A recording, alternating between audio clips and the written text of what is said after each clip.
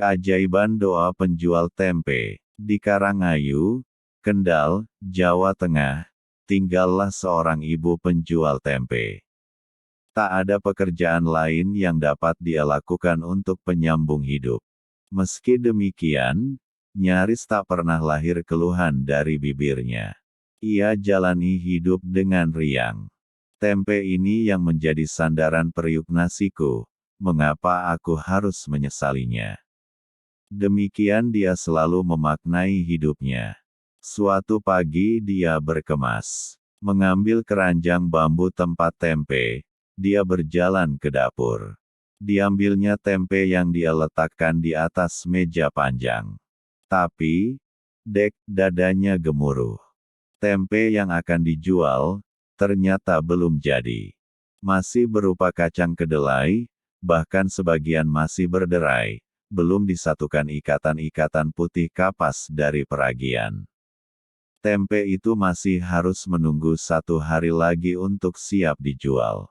Tubuhnya lemas, dan bergumam, gimana hari ini bisa mendapatkan uang untuk makan dan modal membeli kacang kedelai lagi.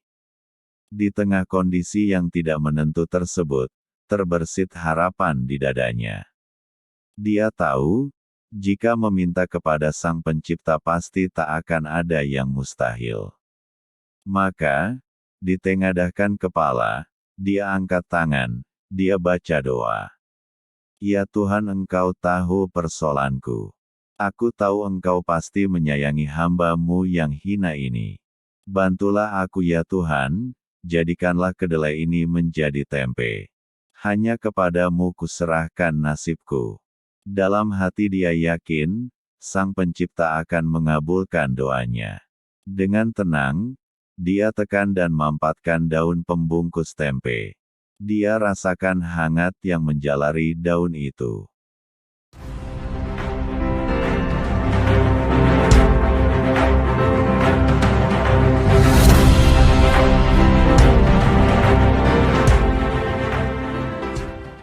Proses peragian memang masih berlangsung. Dadanya bergemuruh, dan pelan dia buka daun pembungkus tempe. Dan, dia kecewa. Tempe itu masih belum juga berubah, belum menyatu oleh kapas-kapas ragi putih. Tapi, dengan memaksa senyum, dia berdiri. Dia yakin Sang Pencipta pasti sedang memproses doanya. Dan tempe itu pasti akan jadi. Dia yakin Sang Pencipta akan menolong hamba-Nya yang setia berdoa. Sambil meletakkan semua tempe setengah jadi itu ke dalam keranjang, dia berdoa lagi. Ya Tuhan, aku tahu tak pernah ada yang mustahil bagimu. Engkau Maha Tahu, bahwa tak ada yang bisa aku lakukan selain berjualan tempe. Karena itu ya Tuhan, jadikanlah. Bantulah aku, kabulkan doaku. Sebelum mengunci pintu dan berjalan menuju pasar, dia buka lagi daun pembungkus tempe. Pasti telah jadi sekarang, batinnya. Degen berdebar, dia intip dari daun itu, dan belum jadi. Kacang kedelai itu belum sepenuhnya memutih. Tak ada perubahan apapun atas ragian kacang kedelai tersebut. Keajaiban Tuhan akan datang, pasti, yakinnya. Dia pun berjalan ke pasar. Di sepanjang perjalanan itu, dia yakin, tangan Tuhan tengah bekerja untuk mematangkan proses peragian atas tempenya. Berkali-kali dia memanjatkan doa. Berkali-kali dia yakinkan diri, Sang Pencipta pasti mengabulkan doanya.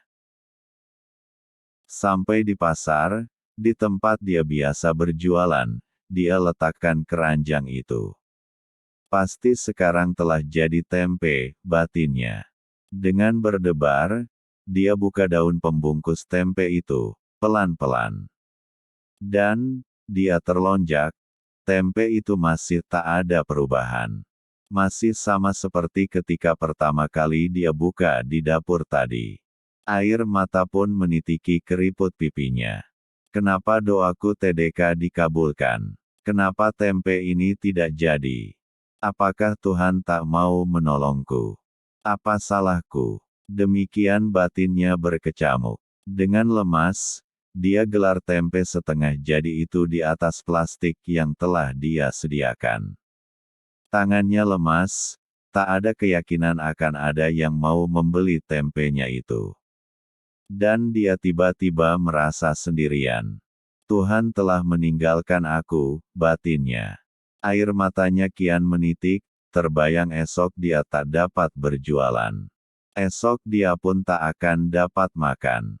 Dilihatnya kesibukan pasar, orang yang lalu lalang, dan teman-teman sesama penjual tempe di sisi kanan dagangannya yang mulai berkemas.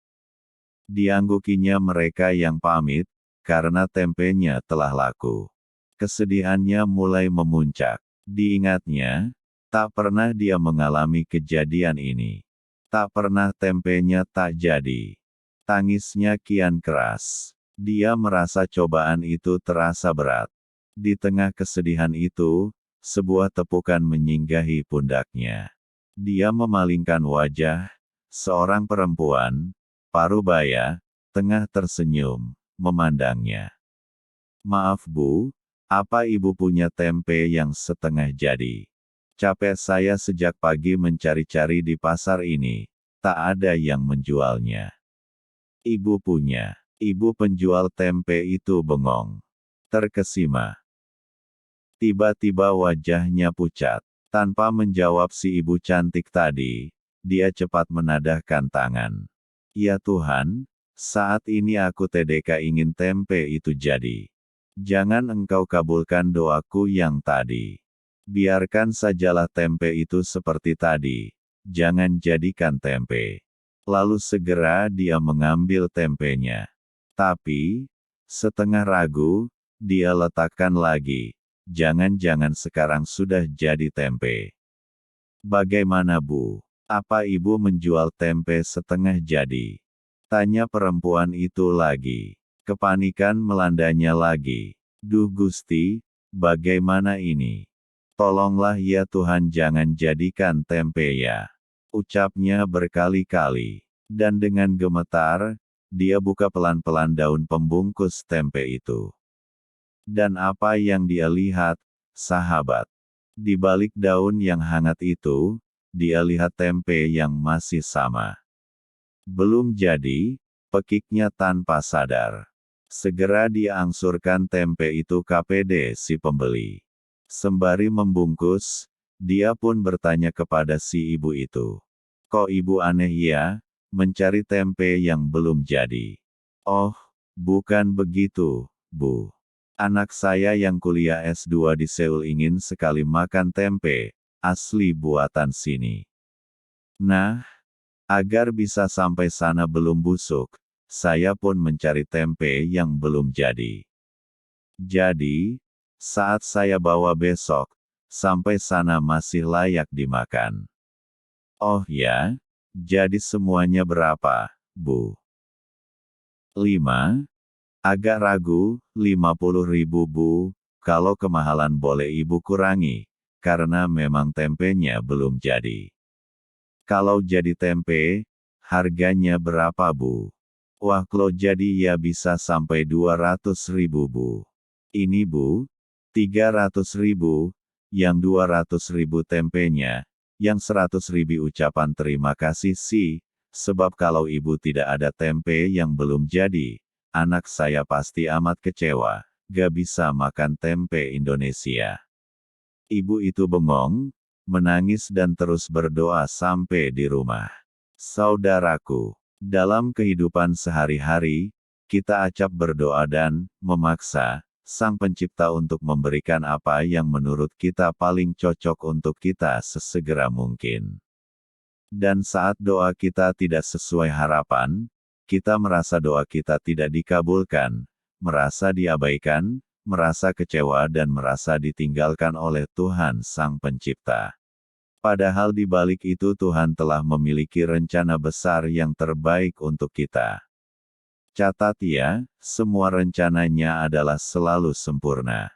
Ingat, ikhtiar itu wajib, tetapi hasilnya kita serahkan kepada Tuhan. Semoga menginspirasi.